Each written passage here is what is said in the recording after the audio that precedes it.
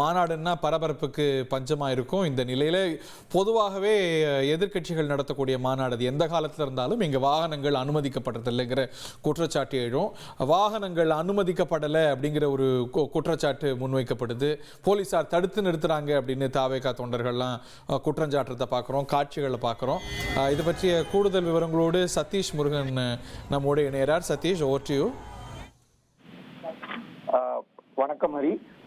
Time ஆக ஆக அந்த பகுதியில அருகாமையில் இருக்கக்கூடிய மாவட்டங்கள்ல இருக்கக்கூடிய தொண்டர்கள் கடைசி நேரத்துல சென்றலாம். மதுரையை சுற்றி இருக்கக்கூடிய மாவட்டங்கள்ல இருக்கவங்க அருகாமையில் இருக்கக்கூடிய பகுதி என்பதால் காலம் தாமதப்படுத்தி கிளம்பலான்னு கிளம்பி வந்த சூழல் காரணமாக தற்பொழுது அந்த பகுதியில போக்குவரத்து நெரிசல் ஏற்பட்டிருக்கு. அந்த போக்குவரத்து நெரிசல் காரணமாக சிறுகனூர் என்கிற பகுதியில வாகனங்கள் தடுத்து நிறுத்தப்பட்டிருக்கின்றன. குறிப்பாக காவல்துறையினர் இந்த வாகனத்தை தடுத்து நிறுத்தி இதற்கு மேல் உள்ளே செல்வதற்கு அங்க வழி கிடையாது, வாகனங்கள் நிறுத்துவதற்கும் இடம் கிடையாது.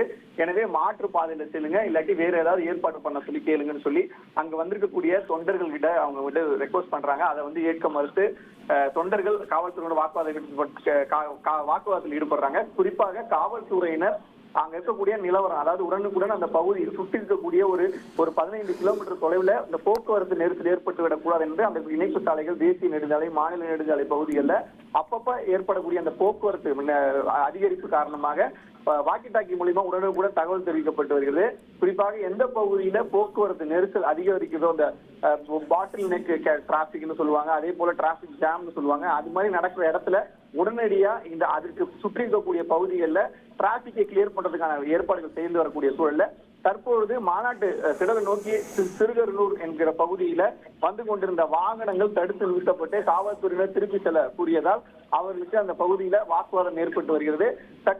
சிறு நேர வாக்குவாதத்திற்கு பிறகு மீண்டும் அந்த பகுதியில வாகனங்கள் அனுமதிக்கப்பட்டதால் தற்பொழுது ஆமை போல் அந்த பகுதியில வாகனங்கள் ஊழ்ந்து செல்லக்கூடிய காட்சியில நம்மால் பார்க்க முடிகிறது.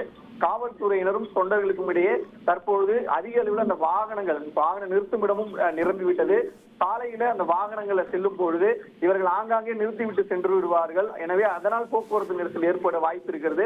அதனாலதான் நாங்க இங்கேயே ஃபில்டர் பண்றோம் என காவல்துறை தரப்புல தெரிவிக்கப்பட்டிருந்தாலும் கூட தொண்டர்கள் தாங்க மாநாட்டுக்கு போவதை தடுப்பது போன்ற காவல்துறையினர் செயல்படுவதாக கருதி அவர்களும் அந்த வாக்குவாதத்தில் ஈடுபட்டிருக்கிறார்கள். எனவே தற்பொழுது அந்த போக்குவரத்து நெரிசல் என்பது சிறிது நேரம் சரி செய்யப்பட்டு மீண்டும் வாகனங்கள் அதே வழியில் அனுமதிக்கப்படுகின்றன. ஒரு சில வாகனங்கள் மாற்று வழியில் செல்வதற்கும் அறிவுறுத்தப்பட்டு வருகிறது. கல்யாண வீடுன்னா சண்டை இல்லாமல் இருக்குமா, மாநாடுன்னா பிரச்சனை இல்லாமல் இருக்குமா? இந்த மாதிரியான பரபரப்பு காட்சிகள்லாம் வரக்கூடிய மணி நேரங்களில் நம்ம பார்ப்போம். நாங்கள் போக்குவரத்தை சரி செய்கிறோம், எந்த பக்கம் போனால் அது சரியாக இருக்கும்னு திசை திருப்புறோம்னு போலீஸ் சொல்ல தொண்டர்கள் தடுத்து நிறுத்தப்படுறாங்க. என்னங்க எங்களை ஏன் தடுத்து நிறுத்துறீங்கன்னு அவங்க கோஷம் போட பரபரப்பாக காட்சி அளிக்குது. அந்த காட்சிகளை பார்ப்போம்.